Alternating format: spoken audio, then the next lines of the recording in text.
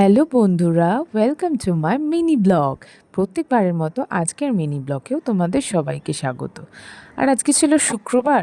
আজকে ব্যস্ততম দিন, কিন্তু যেহেতু বৃষ্টি পড়ছিল তাই দেখে মনে হচ্ছিল পরিবেশটা পুরো শান্ত। জানলা খুলে এত সুন্দর হাওয়া দিচ্ছিল, মনে হচ্ছিল সারাটা সকাল ওখানেই বসে থাকি।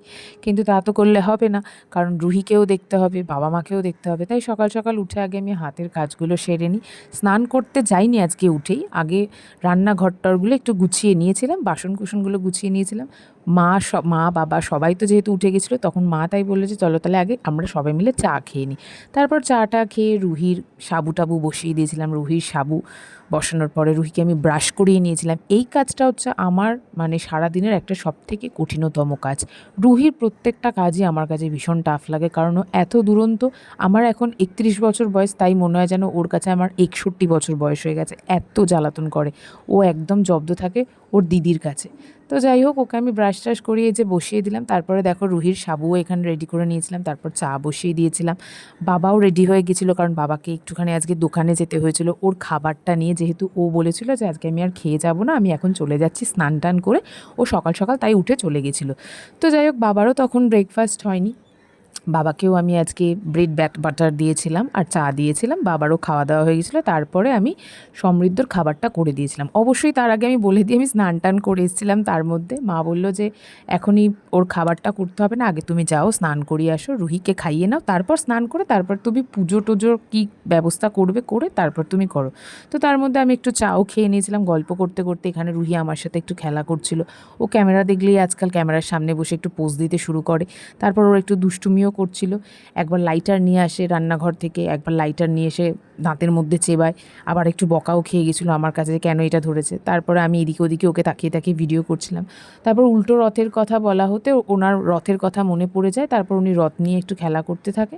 তো তারপরে এই যে দেখো, ওকে আমি খাইয়েও দিচ্ছিলাম। ওর সাবুটাও ঠান্ডা হয়ে গেছিলো, কারণ সাবুটা করেই ওকে সঙ্গে সঙ্গে আমি দিতে পারি না, যেহেতু অনেকটা গরম থাকে বলে। তাই প্রথমে আমি একটু ঠান্ডা করে নিই, তারপরে ও খেতে বসার সময়ও তখন ও পোজ দিচ্ছিল। যেহেতু ক্যামেরাতে ব্লগেতে সবই দেখাতে হয়, ক্যামেরার সামনে অনই থাকে সবসময়, তোমরা সবই দেখতে পাও। আর আমার না তোমাদেরকে দেখালে, তোমাদের সাথে সবটা শেয়ার না করলে আমার পেটের ভাত হজম হয় না।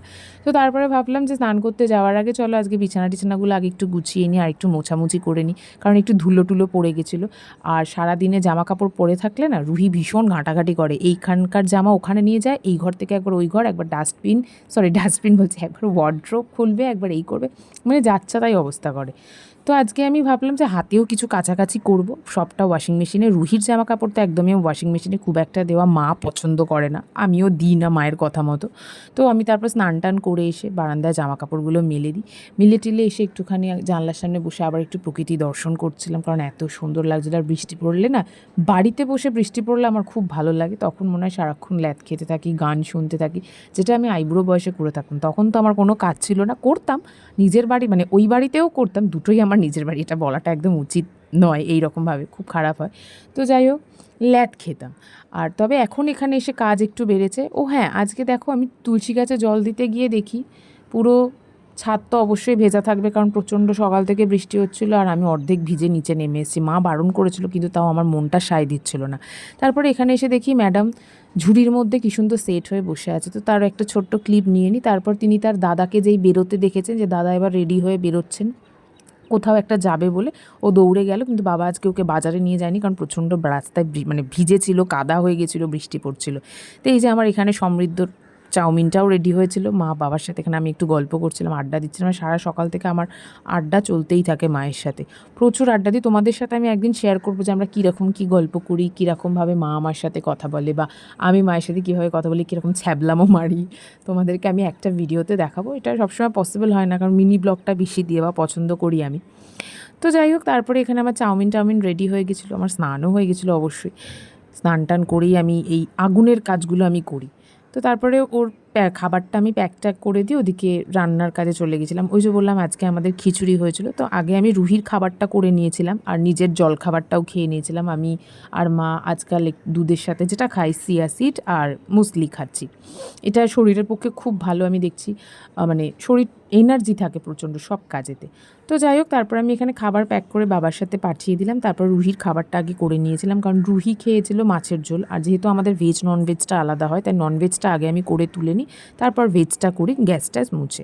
আর সবগুলো ক্লিপ তো এখানে দেখানো সম্ভব না, তোমরা জানোই মিনি ব্লগে এত দেখাতে গেলে একটা লম্বা ভিডিও হবে। তাও আমি একদিন তোমাদেরকে 20-25 মিনিটের, মানে সারা দিনটা কী করি সকাল থেকে লাঞ্চ অবধি, সেটা আমি তোমাদেরকে দেখাবো। তো যাই হোক, দেখো আমার এখানে খিচুড়ি টিচুড়ি সব রেডি হয়ে গেছিলো। আর আজকে কাজও কম ছিল, বললাম না, বেশি আমি আজকে জল টল ঢেলে পরিষ্কার করিনি, কারণ ভীষণ স্যাঁতস্যাঁতে ওয়েদার ছিল। তবে জগটকগুলো আজকে একটু ধুয়ে টুয়ে রেখেছিলাম, কারণ মনে হচ্ছিলো অনেক দিন ধোয়া টোয়া হয়নি, এগুলো একটু ধুয়ে রাখাটা ভালো।